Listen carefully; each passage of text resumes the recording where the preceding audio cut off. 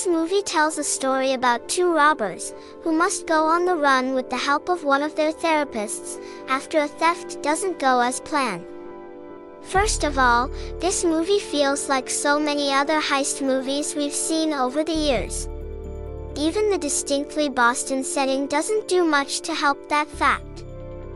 There's nothing memorable or noteworthy being done here that you haven't already seen before. The action is very standard, the chemistry between the leads is lacking, and the overall storytelling is messy, surface level, and predictable. The story is not only generic and paint by numbers, but also an exercise in patience, as it's taking too long for the plot to pick up any action. All it instigates is the frustration that you aren't seeing a better film. None of the adventure holds a modicum of excitement or smarts.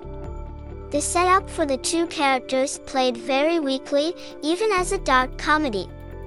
The characters persistently defy logic and common sense, without ever saying anything clever, or funny, or insightful. There is a continual mismatch of personalities and a lack of distinguishable banter to make it feel natural and funny. With no funny jokes, the movie flounders. Their banter is subpar, at best. The overall energy is downplayed to the material's detriment. It needed to have a rowdy, raucous vibrancy, and sadly, that never manifests. This movie has an impressive cast. However, it gives the audience very little reason to care about any of the characters. The reasoning for both characters turning to crime is told through expository dialogue, letting us informed they're good people making bad decisions.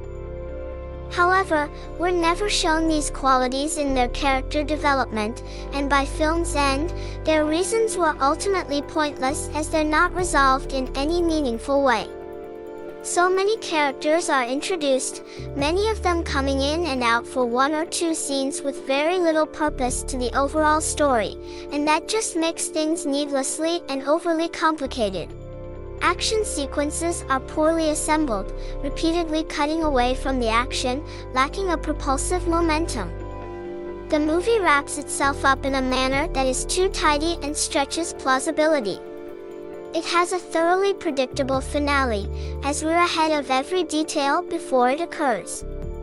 Overall, it's not worth to watch this in theaters. Just wait on your free TV channel.